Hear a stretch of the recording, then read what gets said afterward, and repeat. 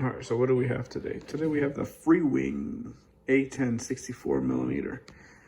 I've had this thing for about a year now. I got a few videos of it on YouTube, on this channel. I've done some mods to it, and since I haven't really detailed out the mods or anything like that to it, I'm gonna detail them now.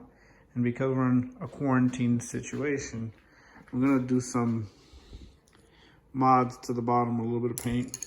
Went to Home Depot, not now, this is like a year ago, and got some of the matching paint for this particular aircraft. And I'm gonna go ahead and use it to touch up some of the stuff on it. I've already done a whole bunch of stuff to it. Like, I didn't like the factory pilot, and that's one thing that everybody complains about with this model, is that it comes with this big old bobblehead pilot. So I took that pilot out and confiscated one of my son's mean looking G.I. Joes.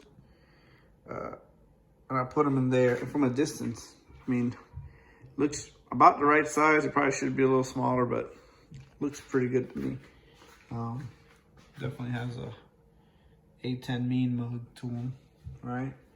Another thing that I want to do is I want to measure out the front landing gear, because I'm going to see if I could actually put a oleo type strut on there for my landings. I put on the bottom of this plane, on the mains, I put some Dubro low bounce tires, and they have been amazing. So when you land this thing, when they hit, it just kind of bounces pretty good. Give me one second, I'll put this down. All right, so I'm back.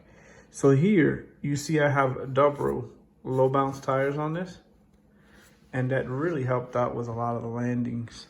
I got a little bit of touch up for this now, so I'm gonna go ahead and try to repair this a little bit. That's from my first landing. So I ended up having to just fix that up a little bit there, but it works perfectly now. And what I'm gonna do is I'm gonna measure this front landing gear to see if I can come up with something better for there. I wanna have some suspension, at least on the nose. The mains are pretty good because of those Dubro low bounce tires. And then I'm gonna take some Gorilla Tape, cut it up. I'm gonna go through and I'm going to try to cover up all the wiring with tape. I was watching a video of the RC Informer, and he was talking about that. It kind of seems like a great idea. So I'm gonna go ahead and do that to the back and to the wings. I've never added flaps to it. I bought everything to do it. Bought the servos, had everything here, ready to roll. And I opted out of it. And the only reason I did was because landing this thing, you didn't need them. I don't know if it's the ordnance or whatnot that create the enough drag,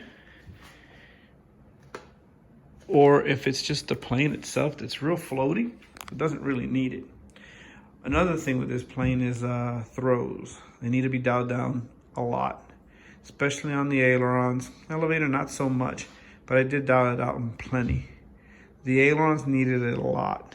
There isn't a lot of space in the cabin either, so I ended up mounting my Lemon upside down right above where the battery goes. So I use these China Hobby line, and I put this thing all the way forward. So now I had to carve a little bit here for the pilot's feet because they kind of come out the bottom. I don't want to cut the G.I. Joe because watch the movie Toy Story, you know, and I feel bad for the toys. But anyways, that's it right here. I'm gonna try to get this thing up in the air here soon again and do another video of it.